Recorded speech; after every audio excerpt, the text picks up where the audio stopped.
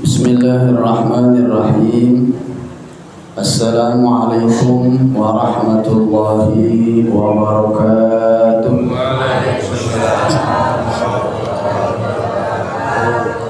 Alhamdulillah, alhamdulillah, thumma alhamdulillah. Alhamdulillahilladzi an'amana bi ni'matil imani wal islam wa arsyadana ila sabilihi daris salam. Allahumma fasalli wa sallim wa barik ala habibika sayyidina Muhammadin khairil khalqi wal anam wa ala alihi wa ashabihi wa sallam. Amma ba'du. Al-Fatiha. Anna Allah yaftahu alaina futuhal arifin wa yufaqihuna fid din wa yarzuquna kamal al-ikhlas wal yaqin. ثم إلى أرواح العلماء العامل والشهداء والصالحين ثم إلى أرواح والدينا ومشايخنا ومعلمينا والزارعين الخير في هذا المجلس أن الله يقبل من الجميع ويعفو عن الجميع ويصلح شأن الجميع في الدين والدنيا والآخرة وعلى كل نية صالحة وإلى حضرة النبي محمد صلى الله عليه وسلم. الفاتحة. أعوذ بالله من الشيطان الرجيم. بسم الله الرحمن الرحيم. الحمد لله رب العالمين الرحمن الرحيم مالك يوم الدين. إياك نعبد وإياك نستعين. اهدنا الصراط المستقيم صراط الذين أنعمت عليهم غير المغضوب عليهم ولا الضالين. آمين. ثم الفاتحة إلى مؤلف الكتاب الذي علمنا وعلمنا وتعلمنا، خصوصا إلى صاحب كتابنا صاحبات في بيان ألفاظ المنبهات على الاستعداد ليوم المعاد الشيخ ابن حجر العسقلاني وإلى الشيخ محمد نواوي بن عمر البغدادي أن الله ينفعنا ببركاتهم وبركاتهم في الدارين لنا ولهم. الفاتحة. أعوذ بالله من الشيطان الرجيم. بسم الله الرحمن الرحيم. الحمد لله رب العالمين الرحمن الرحيم مالك يوم الدين. إياك نعبد وإياك نستعين. اهدنا الصراط المستقيم صراط الذين أنعمت عليهم غير المغضوب عليهم ولا الضالين. آمين. بسم الله الرحمن الرحيم. نوينا التعلم والتعليم والتذكر والتذكير والنفع والانتفاع والإفادة والاستفادة والحث على التمسك بكتاب الله وبسنة رسول الله صلى الله عليه وسلم والدعاء إلى الهدى والدلة الخير ابتغاء وجه الله تعالى مرضاته وقربه وثوابه سبحانه وتعالى. Hadratul mukarramin wal muhtaramin, para shaimin, shaimat, qaimin, qaimat, jamaah salat subuh musalla hidayah yang Allah muliakan. Alhamdulillah hari ini kita bisa hadir. Izin Allah Subhanahu wa taala masih memberikan kepada kita nikmat kekuatan, nikmat iman, nikmat Islam, dan juga nikmat semangat untuk melaksanakan ibadah-ibadah di bulan Ramadan. Semoga Allah Subhanahu wa taala terus memberikan nikmatnya kepada kita dan kita tercatat sebagai orang-orang yang syukur nikmat sehingga berhak mendapatkan tambahan nikmat dari Allah Subhanahu wa taala. Amin. Bapak yang Allah muliakan, kita niatkan i'tikaf di masjid ini sambil menunggu syuruk. Kita isi dengan kajian kuliah subuh. Bismillahirrahmanirrahim. Nawaitu na'takifa fi hadzal masjid sunnatan lillahi ta'ala. Saya akan i'tikaf di masjid ini sunnah karena Allah Subhanahu wa taala. Baik, Bapak yang Allah muliakan, sebelum kita mengkaji kitab yang kita baca hari ini, kita kirimkan dulu Al-Fatihah buat orang tua kita seluruhnya yang telah meninggal dunia, khususnya orang tua dari Bapak Handoko, Ibu Suminem binti Todinomo yang wafat pada pekan yang lalu ya. meninggal di bulan puasa, bulan Ramadan. Semoga Allah terima amal ibadahnya, Allah berikan dia meninggal dalam keadaan husnul khatimah dan diberikan tempat mulia di sisi Allah Subhanahu wa taala. Dan juga kepada semua orang tua kita telah meninggal dunia, kita kirimkan Fatihah kepada beliau sekalian. Al-Fatihah ala jami'a wal qubur min aba'i wa ummatin ujadina, khususan ila Ibu Suminah binti Tulinum, Allahumma ighfir laha warhamha. Lahumul Fatihah. A'udzu billahi minasy syaithanir rajim. Bismillahirrahmanirrahim. Alhamdulillahi rabbil alamin, arrahmanir rahim, maliki yaumiddin. Iyyaka na'budu wa iyyaka nasta'in. Ihdinas siratal mustaqim, siratal ladzina an'amta 'alaihim ghairil maghdubi 'alaihim waladdallin. Amin amin ya rabbal alamin. Bapak yang Allah muliakan, ini Al-Fatihah yang kita kirimkan ke ahli kubur itu sangat membawa kenikmatan dan kebahagiaan buat mereka dalam kuburnya.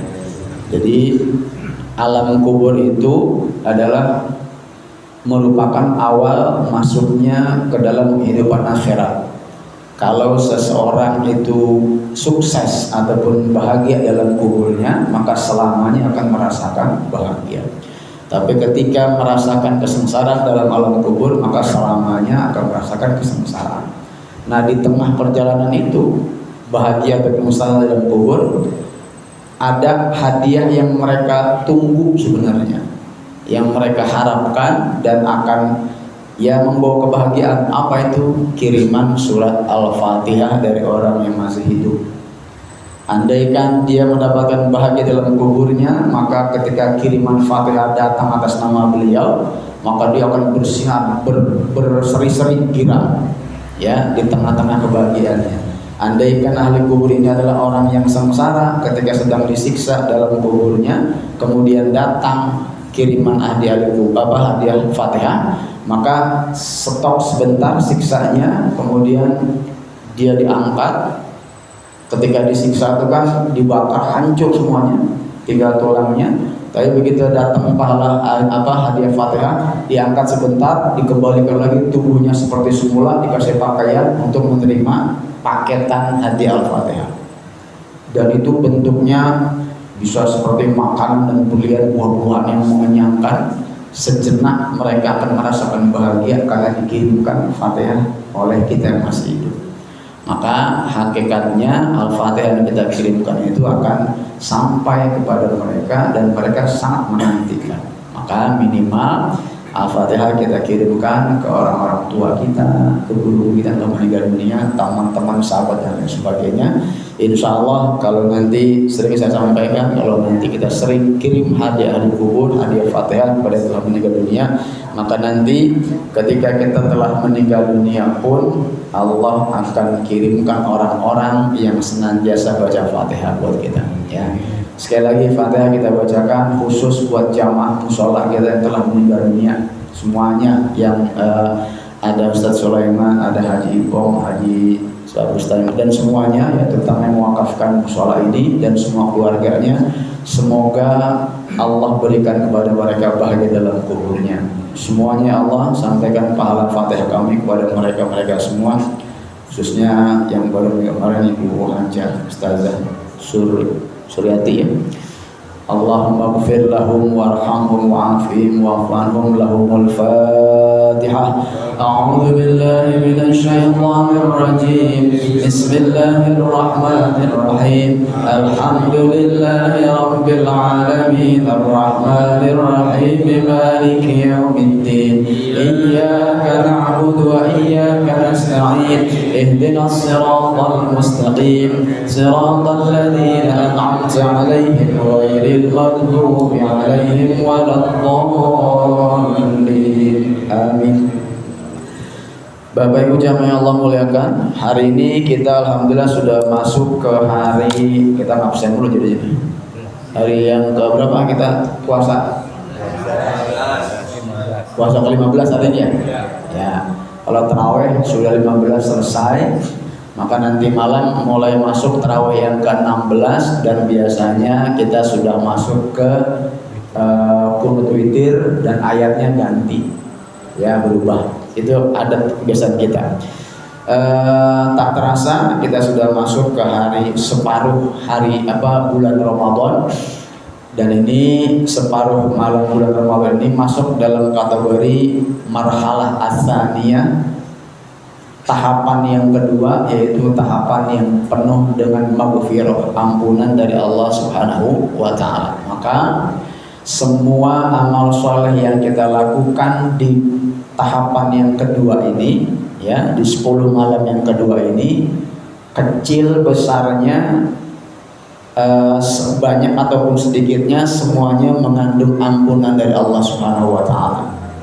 Maka sudah selayaknya kita, orang-orang yang merasa banyak dosa, yang merasa banyak maksiat, di 10 malam kedua ini kita tingkatkan ibadahnya. Apapun, baca Qur'annya tambahin, sholat sunnahnya tambahin, istighfarnya tambahin, ya, segala macamnya, sedekah-sedekah tambahin. Maka insya Allah akan menjadi penghapusan dosa buat kita semua. Amin, ya.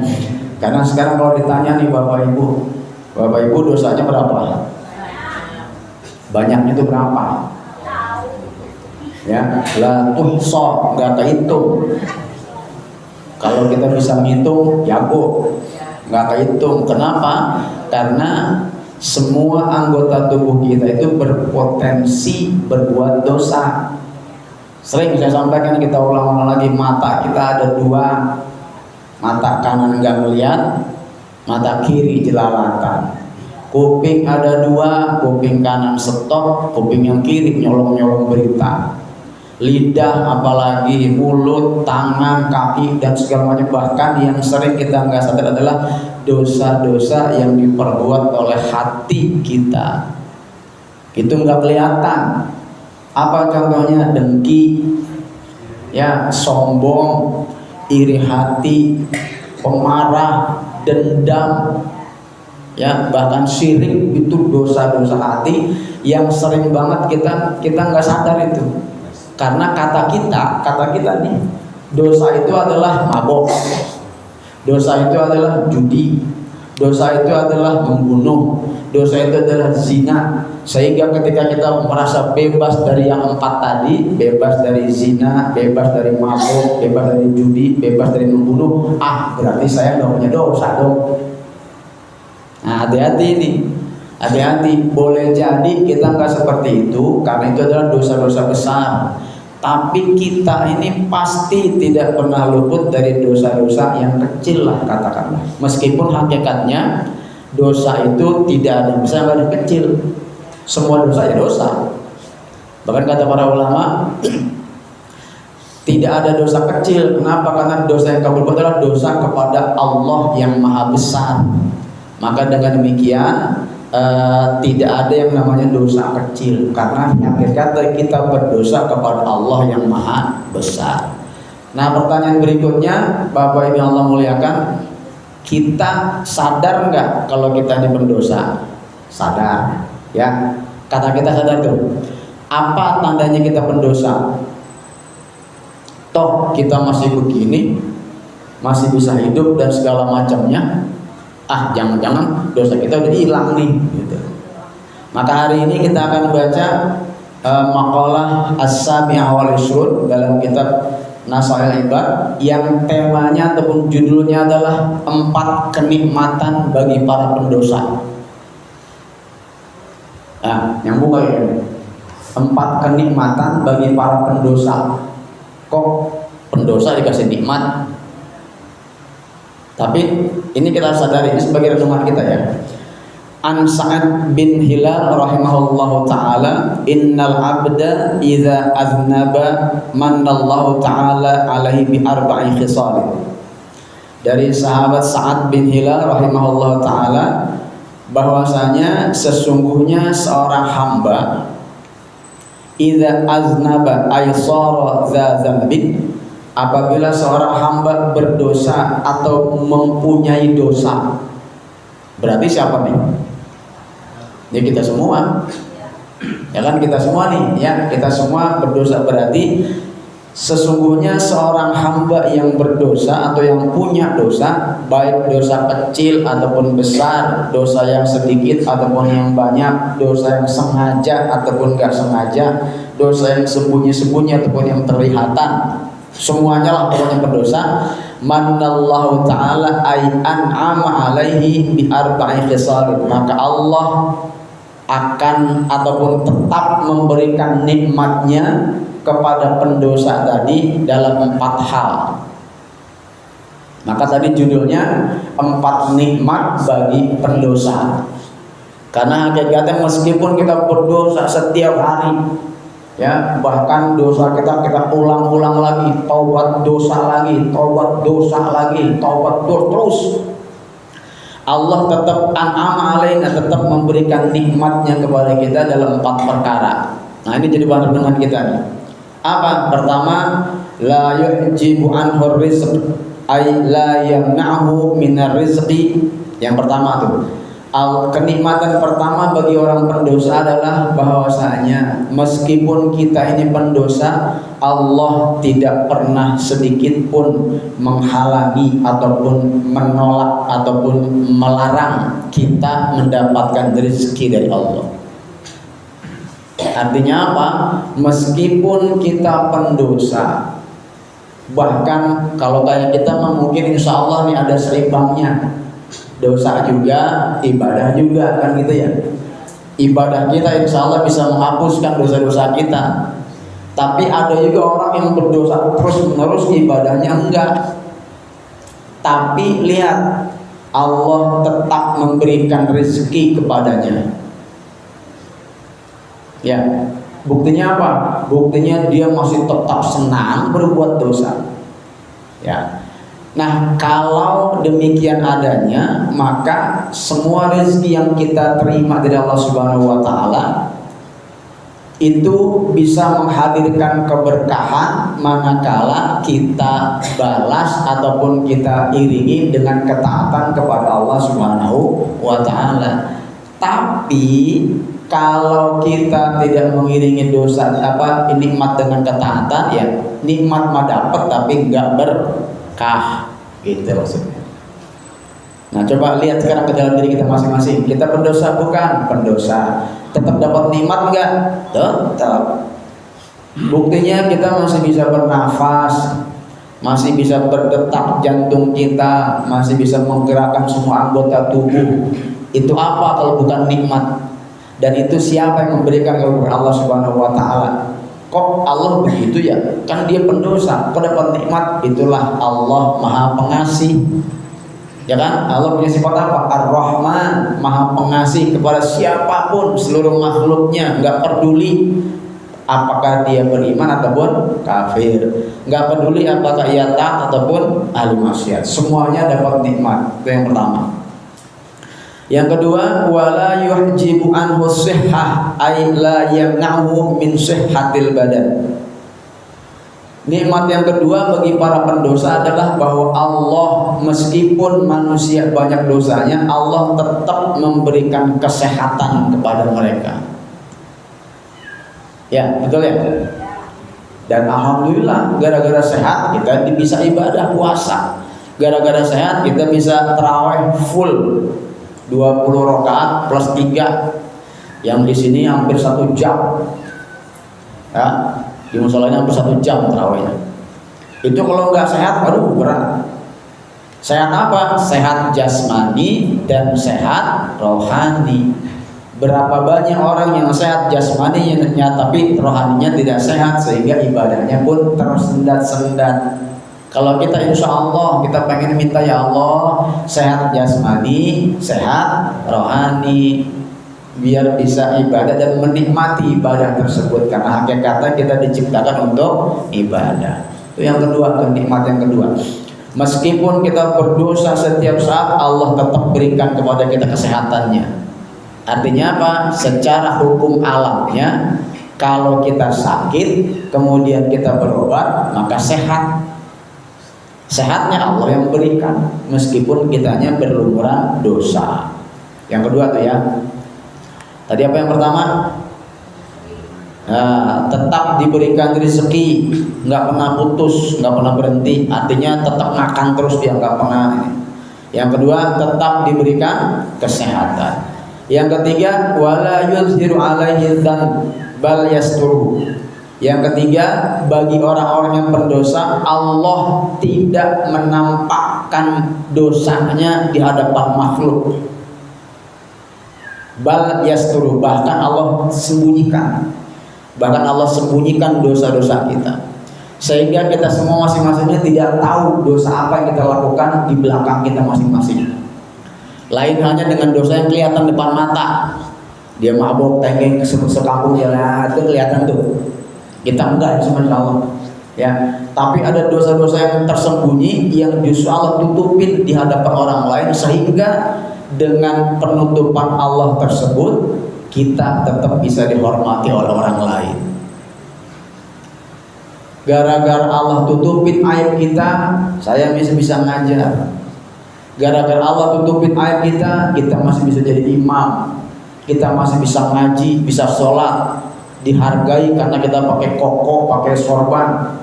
Padahal mereka nggak tahu kita ini pendosa. Karena apa? Karena Allah telah menutupi dosa-dosanya kita. Nah, ini diantara keistimewaan dari Muhammad SAW, keistimewaan yang Allah berikan bagi umat Nabi Muhammad. Ingat minggu lalu yang saya sampaikan, kalau umat-umat terdahulu sebelum Nabi Muhammad, ketika dia berbuat dosa, besok paginya depan pintu rumah kita tuh ada tempelan daftar dosa-dosa engkau semalam. Saya nyatet itu, ya para malaikat. Sehingga orang nggak ada lagi yang bisa membanggakan dirinya. Alah, lu pakai sorban, lu lihat rumah lu ada catatan semalam engkau telah begini begitu.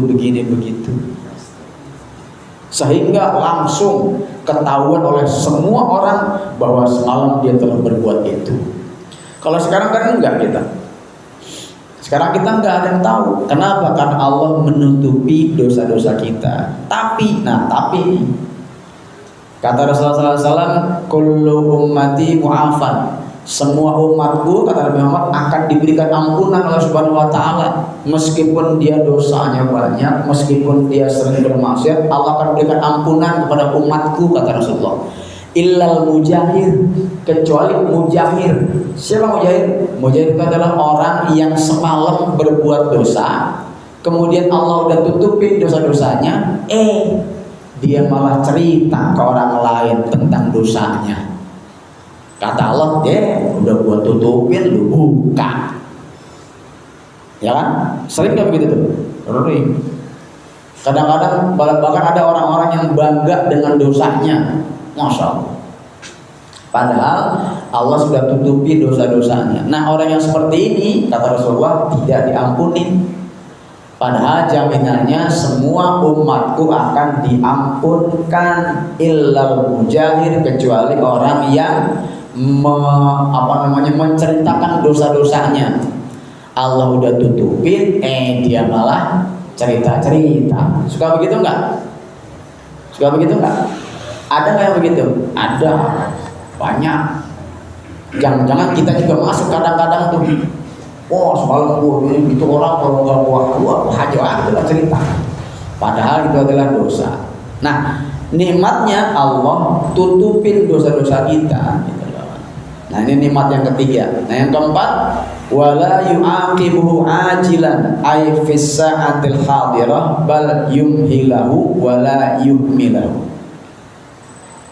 Nikmat yang keempat bagi orang yang berdosa adalah Allah tidak langsung mengazabnya saat itu juga.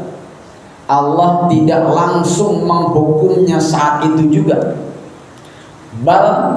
Tapi Allah tahan dulu. Ya. Allah tahan, bal yumhilahu wala, tapi Allah enggak lupa gitu, Pak. Allah tahan tapi Allah enggak lupa. Artinya apa? Artinya ya udah terusin berbuat dosa, gue simpan nih. Ya, nanti akan aku tahan dulu nih, entar di akhirat. Kalau engkau sempat bertaubat, maka akan aku hapuskan. Kalau nggak sempat taubat dan terus bergelimang dosa, ya lihat aja entar, gitu kata Allah. Nah, maka pentingnya kita bertobat begini, Pak. Karena kita kan nggak tahu dosa mana yang bikin Allah murka, dan kita juga nggak tahu amal ibadah mana yang bikin Allah ridho. Jadi sama-sama nggak tahu nih. Nah, maka akan lebih manfaat kita memperbanyak amal soleh, karena di antara amal soleh kita tersebut ada yang bikin Allah senang, ada yang bikin Allah ridho. Ketika Allah udah ridho, Allah nggak peduli dengan dosa kita. Sebaliknya dosa-dosa jangan seenaknya kita buat, karena kita nggak tahu dosa mana yang bikin Allah murka. Kalau kita mengurangi dosa-dosa, maka insya Allah murkanya Allah berkurang juga, gitu kira-kira.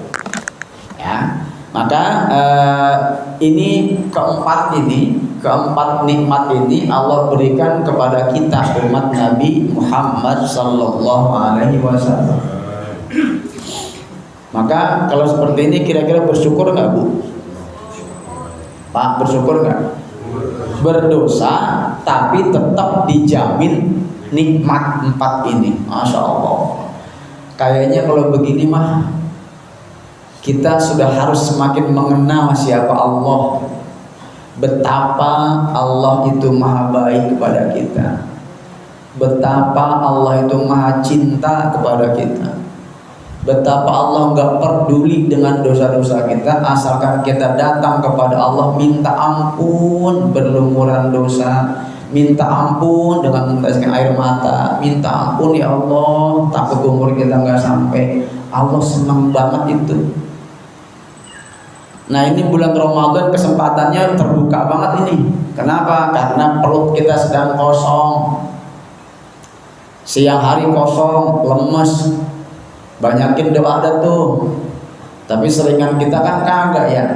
Lagi perut kosong malah enakan molor. Nggak apa-apa sih banyak molor daripada banyak ngobrol, kan gitu ya. Entar aja dah pas udah buka puasa, buka puasanya apa? Baik disikat. Apa yang dari di meja dilahap, akhirnya perutnya kenyang lagi. Begitu kenyang ngantuk lagi, lupa lagi. Kapan kita? Jadi Ramadan ini memang kesempatan yang banyak buat kita untuk bertakarub kepada Allah Subhanahu wa taala, bermunajat, bertobat kepada Allah di bulan Ramadan. Tapi seringkali kita lalai karena kita salah langkah. Ya, Bu? Ya, Pak, gitu Pak ya. Begitu siang-siang seharian kosong perut lemes, begitu buka puasa apa bisa lupa tadi udah puasa itu. Lontongnya ada 4 biji, kurang 4 biji mah cari kemana kan. Padahal 1 juga kenyang ya, Bu. Itu udah 4. Minum kayak udah kenyang kan gitu ya. Belum lagi gorengannya, tempe goreng, tahu goreng, risol, bakwan, aduh, belum agar, belum Masya Allah. Air semua kita masukin dalam perut kenyang lagi, ngantuk lagi. Lah kapan kita tobat? Maka ini mah terserah kita, ini mah langkahnya. Gimana caranya? Kalau begitu supaya kita nggak ngantuk kan malamnya bukanya pakai kopi. Ada yang begitu ya? Ada. Kuenya nggak usah banyak-banyak, lontong atuk, udah atuk. Kok lontongnya sedang pakai kopi? Cakep itu. Artinya itu mah semua tergantung kita nih. Ya, kita kalau kita niat ntar malam mau munajat, ya udah, buka puasa nggak usah banyak-banyak. Nanti bisa buka ngantuk, bablas bangun sahur. Habis sahur subuh tidur lagi, bangun asar lah, kapan sholat ibadahnya. Padahal bulan Ramadan adalah bulan yang Allah siapin nih khusus buat umat Nabi Muhammad. Aku siapkan. Siapa yang mau ampun sini minta ampun, siapa yang mau hajat sini minta sama aku, gitu kata Allah. Ya, kita mau molor terus. Tapi itu semua Pak, saya juga begitu kadang-kadang. Ini buat kita semua nasihat. Kita lagi nonjok diri masing-masing ini, bahwa di balik dosa-dosa yang kita perbuat, Allah masih sayang sama kita. Allah lagi nungguin kita, sini ngapa? Tobat, sini, gitu. Tapi kita malah antar cuek, ntar aja masih muda. tarawih kalau udah umur 60-70 gitu. Lah bagaimana mau tobat umur 70 kita udah pakai tongkat, sholat gak kuat lama, apa yang mau diterima gitu dia. Nah mumpung sekarang masih kuat, masih seger, sekarang kita sikat gitu. Kita geber lah gitu maksudnya ya. Sholat tarawih 20 rakaat kurang, nambahin di rumah 16 lagi jadi 36. Masya Allah. Witir 39, waduh cakep. Ada begitu belum? Nggak kuat kita mah biasa 20 itu udah ngos-ngosan gitu ya. Nah, ya. Jadi silakan itu mah. Ini sekarang kalau dengan 4 nikmat yang tadi kita berikan, kita sampaikan ini dan kita sadar, iya, udah masing-masing tentukan saya harus begini, saya harus begitu. Begini nih. Gitu tuh gitu. Masing-masing orang udah. Ya, karena hanya kita yang tahu dosa kita, bukan orang lain. Yang tahu hanya kita dan Allah Subhanahu wa taala. Allah lagi tutupin dosa kita nih, kita pun lagi bersembunyi bagi dosa-dosa kita. Maka urusan kita sama Allah, yuk kita bikin takkan kepada Allah, ampunin dong dosa saya. Ya udah, itu kira-kira Allah. Sini tobat sama apa kalau? Ketika engkau sudah datang kepadaku, kata Allah, dengan menggendong dosa sebesar bumi, tapi engkau datang kepadaku dengan taubat, istighfar, tidak syirik kepadaku, kecil kata Allah, dosamu kecil, ampunanku lebih besar daripada dosa-dosa. Nah, gitu. Maka ini kita manfaatin nih bulan Ramadan ya, bulan Ramadan yang memang dihadirkan untuk kita umat Nabi Muhammad SAW. Mengapa demikian? Karena memang Ramadan Allah berikan buat kita, dan umat Nabi Muhammad itu diberikan keistimewaan yang luar biasa yang membuat nabi-nabi lain dan umat yang ngiri. Lanjutan di sini disebutkan, wahukia diceritakan anna Adam alaihissalam, bahwa Nabi Adam alaihissalam berkata, innallaha a'ta ummata Muhammadin arba'a karomatin ma'u'ti ma'a'toniha. Nabi Adam pernah berkata begini, bahwasanya Allah telah menganugerahkan kepada umat Nabi Muhammad SAW 4 kemuliaan, ma'a'toniha, di mana 4 kemuliaan itu tidak pernah aku terima, kata Nabi Adam. Umat Nabi Muhammad diberikan 4 kemuliaan yang mana 4 kemuliaan itu tidak aku terima, Allah tidak berikan kepadaku, kata Nabi Adam. Nah ini juga jadi pedoman kita. Apa itu? Ihdaha, yang pertama, qabulu taubati kana bi Makkah wa ummatu Muhammadin yatubuna fi kulli makanin fayaqbalu taubatahu. Yang pertama, kemuliaan pertama yang Allah berikan kepada Muhammad dan tidak kepada Nabi Adam, apa itu? Kata beliau bahwa taubat Nabi Muhammad dari dosa-dosanya Allah terima karena di Makkah, hanya di kota Mekah saja. Sebelum Nabi Adam nyampe Mekah belum diterima taubatnya, meskipun dia jalan selama 1000 tahun. Jadi Nabi Adam itu kalau mau taubat waktu itu ya, waktu setelah beliau diturunkan dari surga karena memakan buah yang Allah larang, Allah turunkan dia ke surga, dosanya 1, Allah turunkan ke dunia, dari surga ke dunia, dan diterima taubatnya di kota Mekah setelah ia berjalan selama 1000 tahun. Artinya 1 dosa Nabi Adam Allah terima taubatnya 1000 tahun. Lah kalau dua dosa, kalau 10 dosa, Masya Allah. Maka itu kenapa Nabi Adam iri. Sementara umat Nabi Muhammad, mereka bisa bertaubat fi kulli makan, dimanapun dia berada, dan Allah terima taubatnya. Kita umat Nabi Muhammad bisa bertobat dimanapun, nggak perlu di Mekah, di Jakarta bisa, di Bandung bisa, di Los Angeles bisa, di Lenteng Agung bisa, di Mampangan bisa, di mana dia bisa, nggak perlu ke Mekah dulu. Maka Bapak Ibu tobat nggak perlu nunggu umroh. Ntar gue tobatnya kalau di Mekah umroh kapan? Nggak kudu di Mekah tobat kita mah. Di sini bisa, di musola bisa, di rumah bisa, asal jangan di WC. Nongkrong tobat istighfar ya Allah lagi. Jangan. Itu menghina.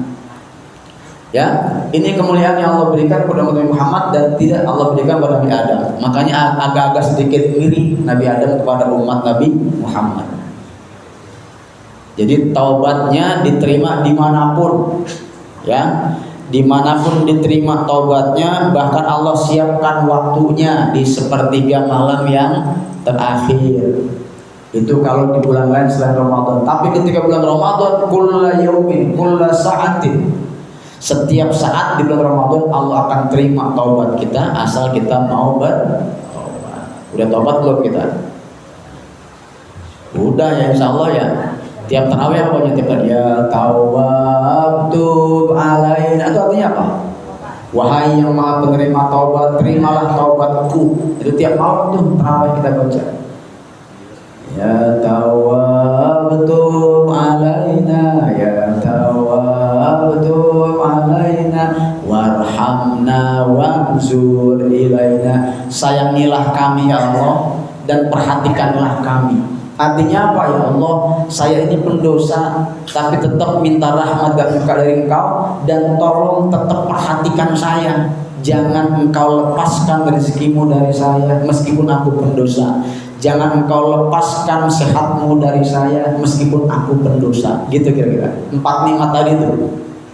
Akhirnya ketika malam kita baca, kita minta yang tadi itu semuanya. Sadar nggak kita? Kita main baca awal gitu. Artinya itu sebenarnya. Maka ketika kita udah tahu nih, antara malam baca itunya semangat lagi tuh. Ya tawab. Alhamdulillah sih, untungnya bilalnya kencang-kencang suaranya nih. Wah, kencang-kencang banget. Ya, alhamdulillah ya. Jadi membawa semangat juga buat jamaah yang lain. Nah, maka ketika udah paham artinya dan dengan seperti itu, maka insya Allah kayak gitu doang kata Allah, kecil sini, gua ampunin. Kecil kata kita, doa teriak-teriakan gitu. Kata Allah, emang aku suka yang begitu, apa? Karena nerima taubat kita siapa? Allah. Ya, mumpung lagi rame-rame semua kita ya tawabtu alaina. Ya, itu yang pertama. Kemuliaan yang kedua yang Allah berikan kepada umat Nabi Muhammad tapi tidak kepada Nabi Adam adalah inni kuntu labisan falamma asaitu ja'alani uryanan wa ummatu Muhammadin ya'suna uratan fayalbisahu. Wah, ini paham gak tuh? Paham gak artinya? Yang kedua, kata Nabi Adam, bahwasanya dulu ketika aku berdosa kepada Allah, ketika aku dalam surga, kuntu labisan, aku memakai pakaian yang paling indah, pakaian mulia di surga. Ya kan, di surga mah kan semua pakaiannya pakaian yang mulia lah, pakaian luar biasa. Nggak kayak kita nih. Gitu. Nabi Adam tinggal di sorga sendirian bersama istrinya. Semua kenikmatan silakan rasain. Maka diberikan juga pakaian yang luar biasa bagusnya, pakaian sorga. Tapi saat itu aku berdosa dan aku lagi berpakaian. Falamma asaitu ja'alani, tapi ketika aku berdosa satu kali dengan makan buah yang tadi, ja'alani Allahu uryanan, maka Allah langsung menjadikan aku telanjang bulat. Dia berada di surga dengan berpakaian yang mewah, pakaian surga, menikmati surga dengan istrinya. Wah, kenikmatan semuanya dia rasakan berdua gitu, semuanya bebas. Ketika dia berbuat satu maksiat, mendekati buah yang Allah larang, bahkan memakannya, langsung Allah jadikan seketika itu pula dicopot dan dilepas semua pakaiannya. Saat itu uryanan, beliau menjadi telanjang bulat. Maka langsung dalam Quran disebutkan langsung miwarqil jannah, mereka cari daun-daunan surga untuk menutupi kemaluannya. Seketika itu langsung telanjang, malu, langsung nyari dalam surga. Mungkin daun pisang kali yang gedean tuh ya, pisang surga sih mana tuh, daun pisangnya tuh ditutupin buat nutupin kemaluannya. Siti Hawa pun begitu, tutupin semuanya. Kenapa? Kaget, lagi pakai jubah kebesaran, tiba-tiba langsung dibikin telanjang. Seketika itu pula merasa malu yang luar biasa. Kenapa? Karena di surga adalah tempat mulia. Masa di surga telanjang? Malunya luar biasa Nabi Adam itu. Hanya satu kali berbuat dosa. Tapi sebaliknya kata beliau, ini bikin beliau juga ngiri. Wa ummatu Muhammadin yaqsuna uratan fayal bisahu. Ya. Ada. Tapi umat Nabi Muhammad mereka bermaksiat dalam keadaan telanjang, tetapi Allah tutupi mereka dengan pakaian yang bagus, sehingga nggak ketahuan kalau dia ini pendosa, nggak ketahuan kalau dia ini pezina. Ya Allah, ya Allah, kita berbuat dosa dalam keadaan telanjang, bermaksiat dalam keadaan telanjang, tapi Allah tetap tutupin kita dan berikan kita pakaian sehingga kita tetap dibeli orang lain seperti. Padahal kita adalah pendosa. Itu kata Nabi Adam, enak banget lo dah. Kata Nabi Adam itu kira-kira. Saya langsung dicopot dari berpakaian jadi telanjang. Kamu Muhammad ketika berdosa dalam keadaan telanjang, Allah kasih pakaian sehingga nggak ada orang yang tahu kalau kau adalah pendosa. Masya Allah. Aduh, ngeri ini aja. Maksudnya telanjang itu tidak harus telanjang fisik baju, enggak. Semua telanjang, maksudnya kalau telanjang bulat mungkin ya. Karena orang berzina pasti telanjang bulat. Kemudian tapi ada juga orang-orang yang dosanya bukan zina tapi telanjang melepaskan keimanannya gitu maksudnya. Karena kata Rasulullah SAW, tidaklah seorang mukmin itu mencuri. La yasriqu sariq wa huwa mu'min. Tidaklah seorang pencuri itu mukmin ketika dia mencuri. Artinya apa? Ketika dia lagi mencuri, hakikatnya dia lepas tuh keimanannya, dia telanjang keimanannya saat dia sedang mencuri. Wala yazni zanin illa wa huwa mu'min. Dan juga tidaklah seseorang perzina itu berzina pada saat dia beriman. Artinya ketika dia melaksanakan zina, imannya lagi dilepasin. Tapi setelah selesai Allah tutupin lagi dengan pakaian. Nah itu yang bikin Nabi Adam iri. Aduh ya Allah, ini kalau seperti ini aduh ngeri juga ya. Artinya sering banget kita berdosa kepada Allah Subhanahu wa taala tapi kita belum taubat. Seringkali kita berdosa kepada Allah dan kita merasa tetap mulia. Aduh ya ngeri. Ini gitu banyak orang sekarang kan, orang yang berdosa tapi tetap merasa mulia. Macam-macam dosanya, dari mulai berzina, peminum khamar, penjudi, bahkan sampai yang minum minyak. Apa tuh? Bensin. Hah? Yang minyak sekarang tuh yang lagi ditangkap-tangkapin tuh ya Allah. Pertamax gawe dicampur mana juga ya. Mereka pendosa tapi tetap dihormati. Ada ya. Nah, itu mah buat ini kita ya renungan. Wasalisa yang ketiga, kata Nabi Adam, lamma asaitu furriqa baini wa baina imraati wa ummatu Muhammadin yaqsunallaha wa la yufarraq bainahum wa bain azwajihim. Nah, ini. Ya, gitu ya maksudnya ya. Yang ketiga tuh, kata Nabi Adam, ketika aku bermaksiat kepada Allah Subhanahu wa taala di saat aku sedang bersama-sama dengan istriku tercinta, sedang menikmati surga berdua, menikmati masa bercinta berdua, di saat semua nikmat aku punya, pakaian kemuliaan pun aku punya, begitu sekali berdosa, furriqa baini wa baina imraati, Allah langsung pisahkan aku dengan istriku selama 1000 tahun. Ya kan terbukti apa? Nabi Adam diturunkan di India, Siti Hawa diturunkan di Jeddah. Jauh itu India. Seperti itu kisahnya ceritanya. Selama 1000 tahun itu mereka saling mencari Adam, Adam. Kata Nabi apa kata Siti Hawa? Kata Nabi Adam apa? Hawa, Hawa gitu kira-kira tuh. Neng Hawa, Bang Adam. Cuma gak kedengeran ya orang saat itu, dunia hanya dia doang, manusianya yang lainnya adalah binatang dan tumbuh-tumbuhan. Udah gitu yang satu di India, yang satu di Jeddah. Ya gimana teriak? Dan dari sini ke belakang gak kedengeran. Bayangin Bu, sejak lagi bercinta berdua bersama-sama menikmati mesra, Masya Allah, pisah jauh 1000 tahun Bu. Gimana rasanya menderitanya di tengah dunia, di dunia yang belum ada orang apapun ada. Cuman adanya ya binatangnya dan hewan-hewan. Bagaimana dia makannya nggak tahu, bagaimana dia berteduh dari hujan nggak tahu, bagaimana dia menjaga diri dari dipisahin. Wa umat Muhammadin, tapi umat Nabi Muhammad yang sunallah, mereka tetap tidak dipisahkan dari istrinya meskipun di ahli maksiat. Bu, kalau kita maksiat tetap tuh nggak dipisahin, ya Pak. Kita maksiat tetap aja kita tidur seranjang. Kita berbuat maksiat tetap aja kita bisa serumah. Berbuat maksiat di luar tetap buka puasa bareng-bareng.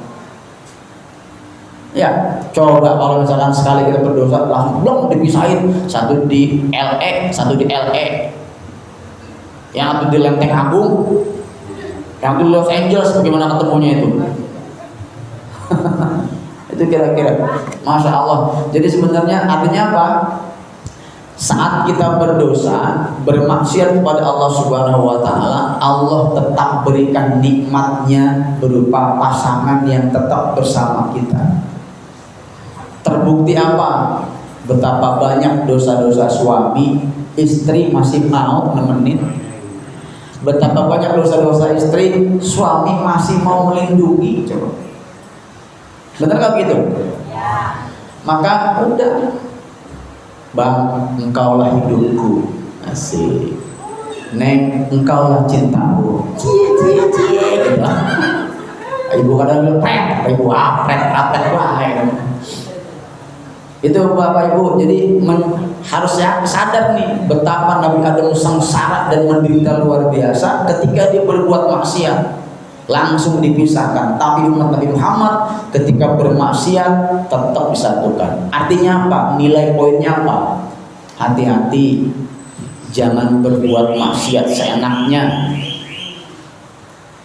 Karena boleh jadi maksiat yang kita lakukan itu satu saat nanti akan membuat kita terpisah dari pasangan kita. Entah itu di penjara, ya. Dan sekarang kan yang korupsi triliunan itu kan masuk penjara. Ya, bininya di mana, dia di mana gitu. Rasain dah tuh gimana rasa menderita. Kata Nabi Adam, tuh rasain lo, kata Nabi Adam kalau masih hidup nih.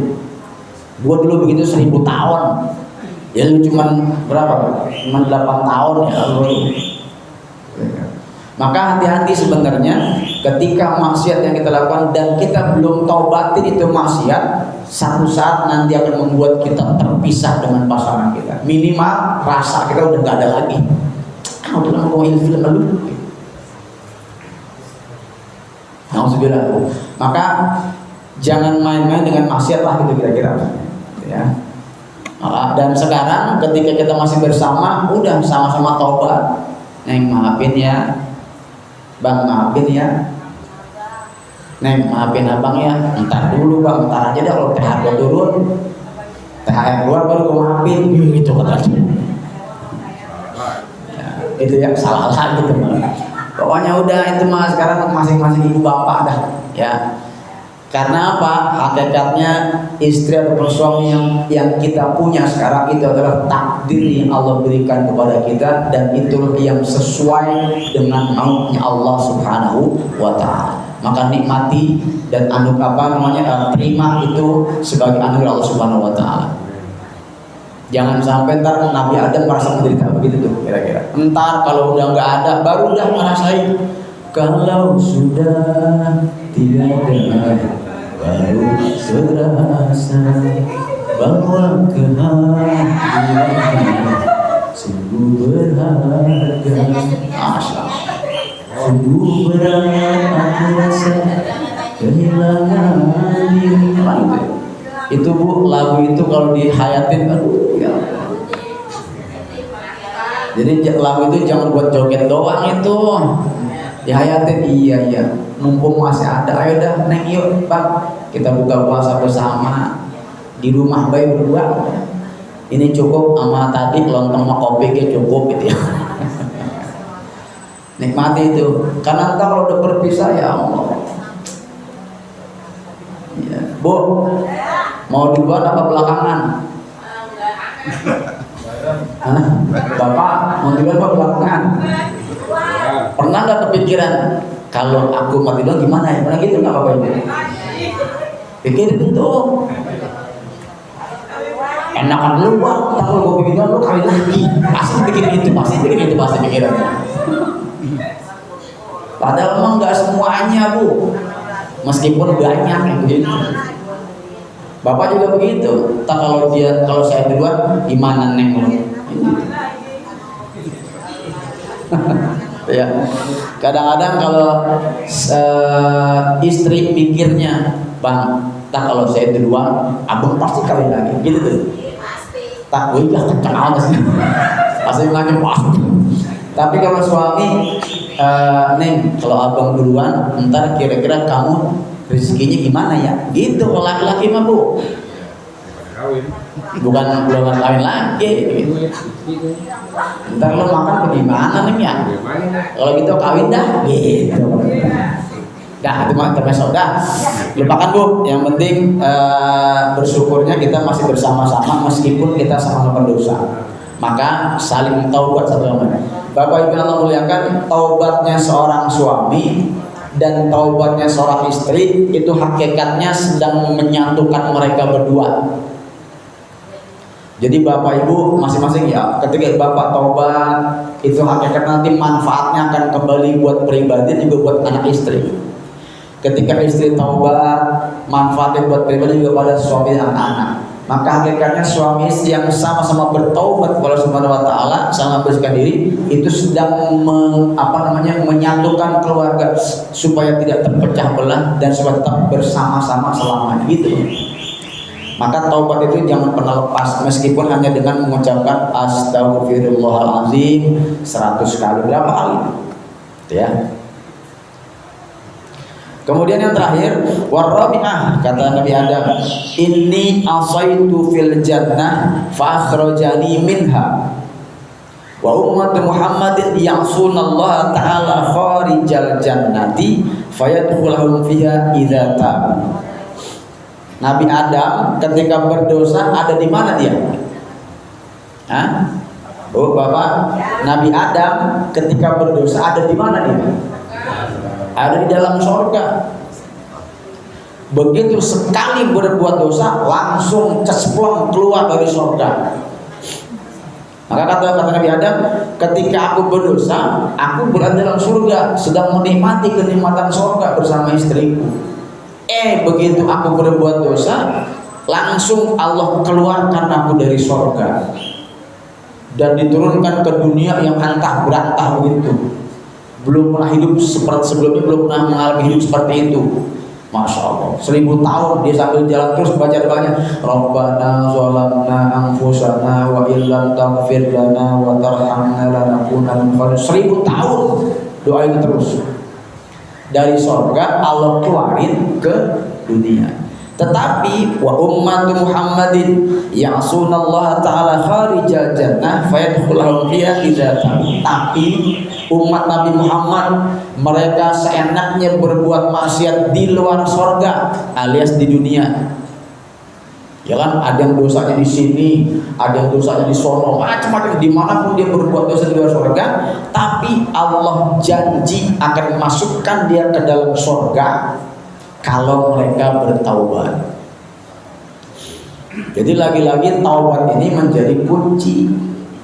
Kita berbuat dosa di luar surga, tapi Allah janji akan memasukkan kita ke dalam surga kalau kita bertaubat. Maka orang yang masuk surga itu ada 3 macam.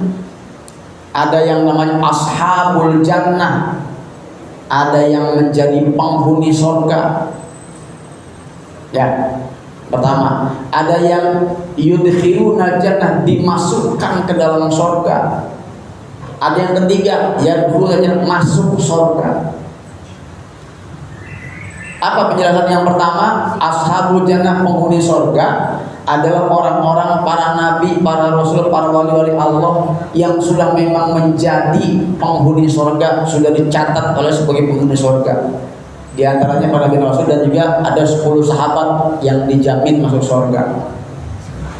Itu mah udah nggak pakai penimbangan lagi tuh. Ya, udah nggak pakai timbangan lagi, yang pakai pokoknya sudah, bahkan sejak masih di dunia udah tercatat sebagai penghuni surga. Siapa diantaranya? Bilal bin Rabah. Ketika beliau Rasulullah bilang, ya Bilal, amal apa yang kau lakukan? Emang kenapa ya Rasul? Semalam aku dengar bakiakmu ada di surga. Lah, orang yang masih di dunia bakiaknya udah nyampe surga suaranya. Berarti di mana Bilal? Surga. Dia penghuni surga, udah pasti masuk surga. Maka itu kita mah jauh dah tuh. Ya, hanya izin Allah yang bisa seperti itu. Atau yang kedua, dimasukkan ke dalam surga. Dosanya banyak dosanya, tapi ada satu amalan yang bikin Allah ridho sehingga dia dimasukkan ke dalam surga oleh Allah. Dan Allah nggak peduli dengan dosa-dosanya. Kisah yang sering disampaikan, seorang pelacur Yahudi, ya, ingat kan? Ketika kehausan di tengah padang pasir, dia turun ke sumur ngambil air minum buat dirinya. Saat itu dia sedang sakit juga, ya, jadi tidak berapa lama setelah dia minum itu meninggal. Tapi begitu dia naik dari sumur ke atas, ngelihat ada seekor anjing yang sedang kehausan, kepanasan juga, butuh air minum. Dia turun lagi ke bawah tuh pelacur, membawa kalau ceritanya itu sepatunya diisi air, dinaik ke atas, kemudian diberikan kepada anjing tadi, sehingga si anjing tadi bisa minum dan hilang kehausannya, kemudian berpisah. Dalam perjalanan menuju tempat yang dituju, si pelacur tadi meninggal dunia. Di situ malaikat rahmat dan azab berdebat. Apa kata Allah? Udah, nggak usah, masukkan dia ke dalam surga karena rahmatku. Maka pelacur tadi yang Yahudi katanya, yang kata mata kita mah dosanya udah nggak ampun, tapi gara-gara melakukan satu perbuatan yang Allah ridho, Allah cinta, langsung Allah masukkan dia ke dalam surga dan Allah nggak peduli dengan dosa-dosa. Kita bisa di sini, Pak. Maka lakukanlah amalan-amalan meskipun kecil tapi membuat Allah ridho. Ketika Allah udah ridho, Allah nggak peduli pada dosa kita. Cuma kan kita nggak tahu amalan mana. Ya, kalau yang pelacur tadi, si pelacur juga nggak tahu kalau amalan itu yang buat kita masuk surga. Yang tahu kisahnya berapa? Kita karena tahu kisahnya, oh ternyata ngasih minum anjing aja bisa masukin surga.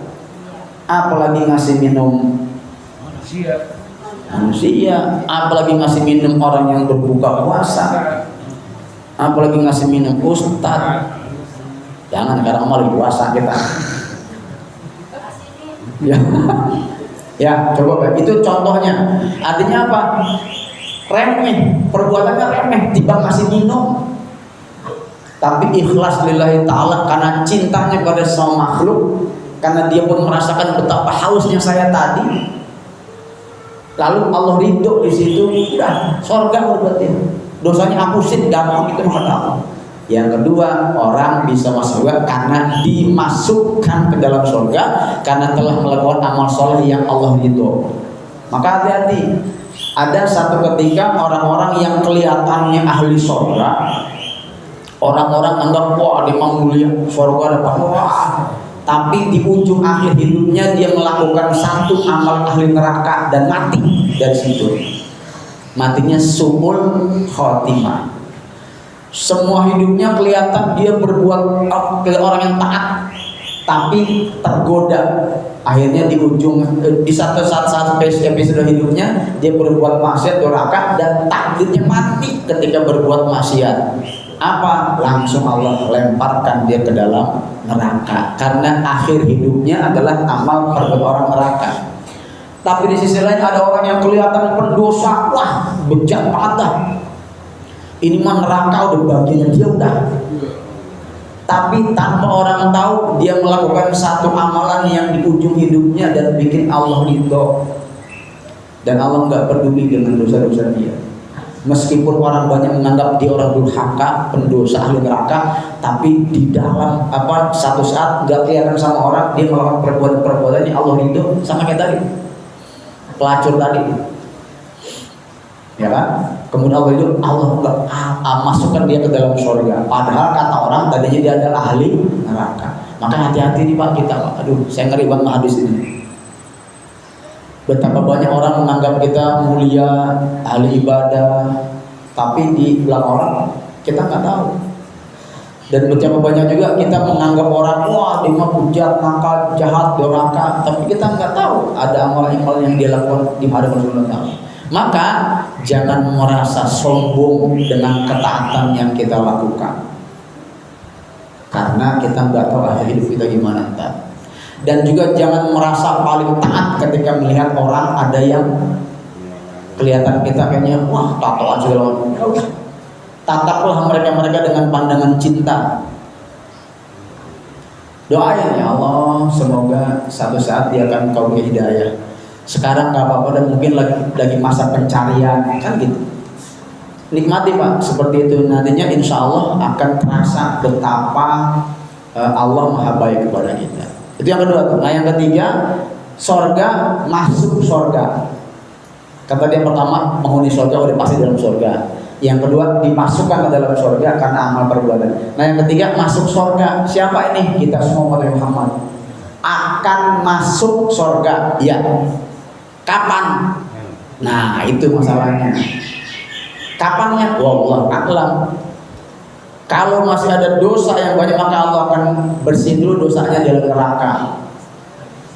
Dibakar dulu, bakar, dibulak-balik, ditusuk sana, tusuk sini, gantung-gantung, wah dipanggang wajah, wah sampai gosong. Tapi ternyata selesai semua itu nanti Allah akan bilang, ya malaikat turun ke neraka, cari adakah di antara mereka yang punya iman meskipun sedikit. Maka nanti korek, si dia nih yang dulu begini-begini, iman angkat, angkat. Masukkan ke dalam sungai kehidupan, lalu dia pindahin ke neraka, masuk surga juga ujung-ujungnya ntar setelah mampir ke neraka. Kita begitu nggak kira-kira? Jangan pasti bilangnya mah. Ya Allah kalau bisa nggak usah begitunya Allah, pengen nama yang kedua ada. Ya kan? Kata kita sekarang kita gambar kita neraka itu wah, tapi masya Allah dasar luar biasa.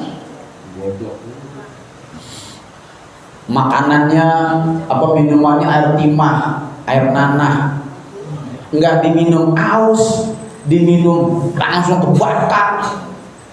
Kemudian makanannya buah zakum yang berduri-duri, nggak dimakan lapar, dimakan meledak tapi tenggorokan, buah hancur, nanti jadi lagi lapar lagi, miangkar lagi terus seperti itu. Digantung di sana sini, kepala di bawah, kaki di atas, bawahnya api menyala-nyala, otaknya kebakar sampai atas, sampai kakinya gosong. Udah habis, jadi lagi bakar terus. Kemudian yang besinya ditusuk kemaluannya dari bawah sampai tembus kepala, hancur, cabut lagi, jadi lagi, tusuk lagi terus selamanya sampai dosanya habis. Masya Allah. Jangan kalau bisa Pak, ya Allah jangan begitu dah. Makanya taubat kita ini penting banget sekarang.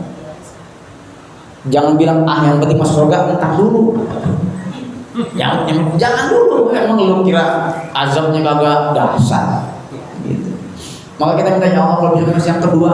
Nah makanya kata Allah kalau pengen yang kedua banyakin amal ibadah. Itu kita.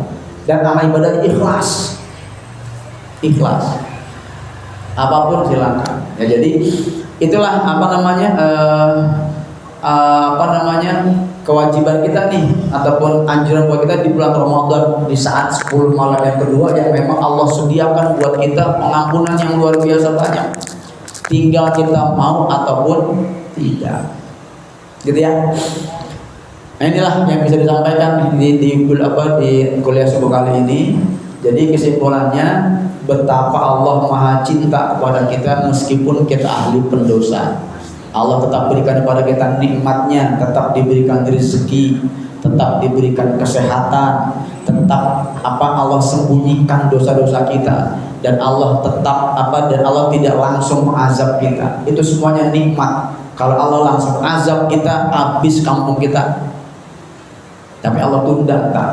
Nah, ini lagi-lagi empat kemuliaan ini adalah gara-gara kita ditakdirkan menjadi umat Nabi Muhammad sallallahu alaihi wasallam. Maka jadilah umat Nabi Muhammad yang membanggakan beliau. Jadilah umat Nabi Muhammad yang terus mencintai beliau. Jadilah umat Nabi Muhammad yang terus berselawat kepada beliau, agar nantinya kita mendapatkan syafaatul uzma di akhirat nanti, sehingga kita bisa bersama-sama dengan Rasulullah sallallahu alaihi wasallam. Amin ya rabbal alamin. Al-Fatihah. A'udzu billahi minasy syaithanir rajim. Bismillahirrahmanirrahim. Alhamdulillahi rabbil alamin arrahmanir rahim maliki yaumiddin. Iyyaka na'budu wa iyyaka nasta'in. Ihdinas siratal mustaqim. Siratal ladzina an'amta 'alaihim ghairil maghdubi 'alaihim waladdallin. Amin. Bismillahirrahmanirrahim. Alhamdulillahirabbil alamin. Allahumma shalli ala sayyidina Muhammad wa ala ali sayyidina Muhammad. Allahumma anfa'na bima 'allamtana wa 'allimna ma yanfa'una warzuqna 'uluman tanfa'una. Allahumma inna nastawdi'uka ma 'allamtanahu fardudhu ilayna 'inda hajatina ilayh. Allahumma ij'al jam'ana hadha jam'an mubarakan marhuma wa tafarruqana min ba'dihi tafarruqan mubarakan ma'suma wa la tad'a اللهم فينا ولا حوالينا ولا ممن يسمعنا شقيا ولا مطرودا ولا محروما برحمتك يا ارحم الراحمين.